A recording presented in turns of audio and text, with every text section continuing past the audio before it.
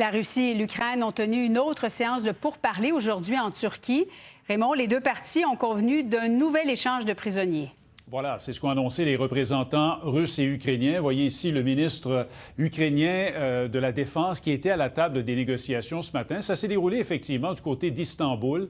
La seconde ronde de négociations entre des représentants des deux pays en quelques semaines. Les dernières remontent au 16 mai dernier. Encore une fois, Vladimir Poutine et Volodymyr Zelensky n'étaient pas présents. Ce sont des discussions qui ont été quand même assez brèves, Julie, hein? 1 heure à peine. Et les deux camps ont convenu aujourd'hui d'échanger leurs prisonniers de guerre âgés de moins de 25 ans, ceux qui sont gravement blessés et des corps de militaires décédés. Par contre, toujours pas d'entente pour un cessez-le-feu. C'est ce que réclamait l'Ukraine, hein, une suspension des hostilités. Et juste avant la rencontre d'aujourd'hui, Volodymyr Zelensky, le président ukrainien, avait déclaré que si les pourparlers d'aujourd'hui ne donnaient rien, bien, la communauté internationale se devait d'augmenter ses sanctions à l'endroit de la Russie. If the Istanbul meeting brings nothing, that clearly means strong new sanctions are urgently needed.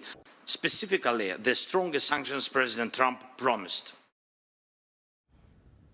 Raymond, cette nouvelle séance, en fait, de pourparlers a eu lieu au lendemain d'une attaque sans précédent de l'Ukraine en territoire russe. Des attaques impressionnantes. Hein? Les Ukrainiens qui ont frappé très loin en territoire russe. Vous voyez la carte de la Russie. L'Ukraine est juste ici. Ils ont réussi à frapper une base aérienne dans le nord du pays, 2 bases très loin, à des milliers de kilomètres dans l'est de la Russie. Alors, je le disais il y a un instant, ce sont des bases aériennes russes qui ont été visées. Les Ukrainiens disent que 41 appareils ont été détruits.